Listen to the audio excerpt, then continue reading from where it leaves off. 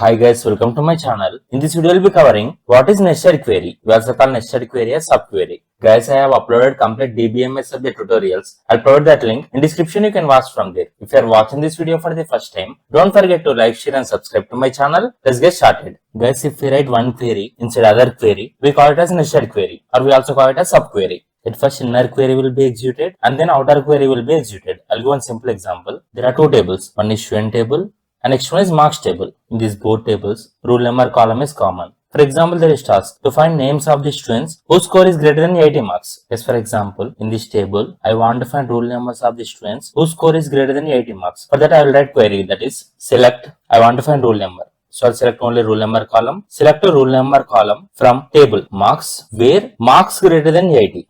This is table name and this is column name.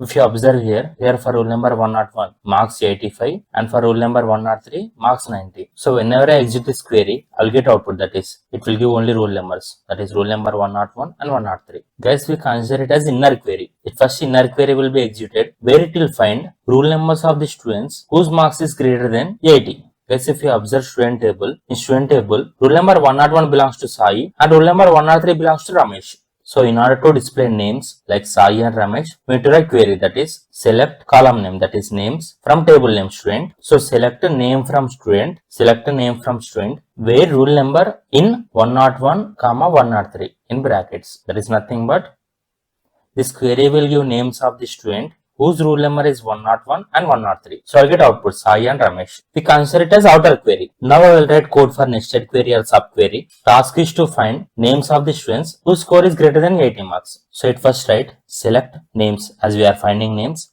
So select a names column from table student where roll number in open bracket, write select roll number from table marks. We are selecting roll number column from marks table where marks greater than 80. So at first inner query will be executed, that is at first this query will be executed.